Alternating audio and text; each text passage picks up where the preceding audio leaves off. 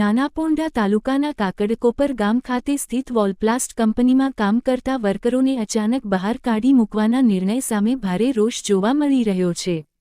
કોઈપણ પ્રકારની પૂર્વ સૂચના કે નોટિસ આપ્યા વગર કંપની દ્વારા વર્કરોને કાઢી મૂકવામાં આવતા સમગ્ર વિસ્તારમાં આ મુદ્દો ચર્ચાનો વિષય બન્યો છે। આ નિર્ણયથી આક્રોશિત બનેલા વર્કરોએ કંપની સામે હડતાળ પર ઉતરી આવવાનું નક્કી કર્યું છે અને જ્યાં સુધી તેમને ન્યાય ન મળે ત્યાં સુધી હડતાળ ચાલુ રાખવાની ચેતવણી આપી છે।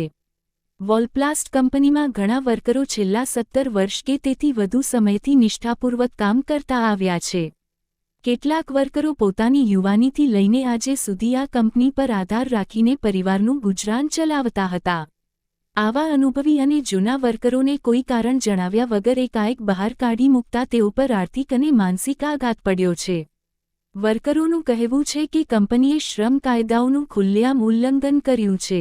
વર્કરોના જણાવ્યા મુજબ તેમને ન તો કોઈ લેખિત નોટિસ આપવામાં આવી, ન તો કોઈ સમજૂતી કે ચર્ચા કરવામાં આવી।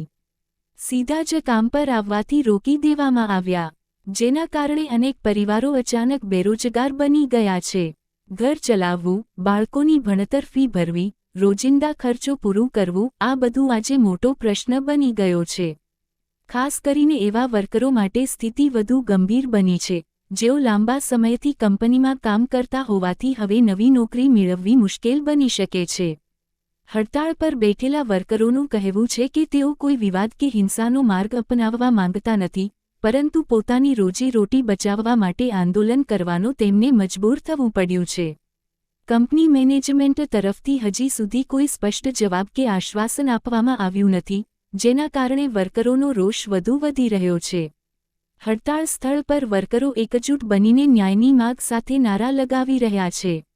સ્થાનિક લોકો અને શ્રમિક સંગઠનો પણ આ મુદ્દે વર્કરોના સમર્થનમાં આગળ આવ્યા છે।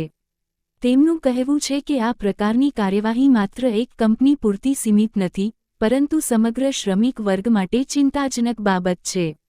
જો સમયસર યોગ્ય પગલાં નહીં લેવામાં આવે તો ભવિષ્યમાં આવી ઘટનાઓ વધવાની શક્યતા છે। કેટલાક સંગઠનોએ શ્રમ વિભાગ અને સ્થાનિક પ્રશાસનને તાત્કાલિક હસ્તક્ષેપ કરવાની માંગ કરી છે। હાલમાં બેરોજગાર બનેલા વર્કરોને ક્યારે ન્યાય મળશે તે જોવાનું બાકી છે।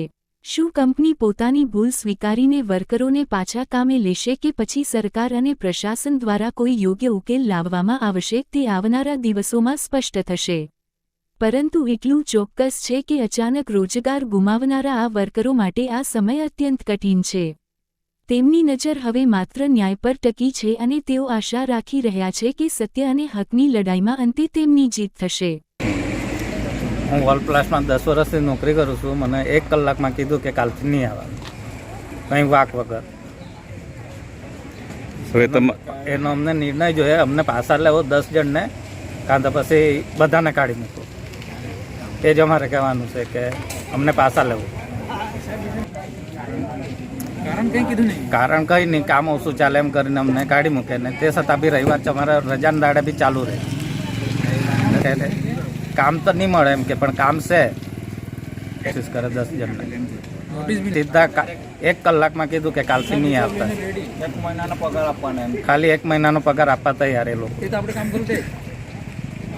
અમને પાછા લેવું, કારણ જ્યાં સુધી અમને 10 જણને પાછા નહીં લે ત્યાં સુધી અમારી આખી બધા સપોર્ટ છે કે કંપની બંધ રહેશે।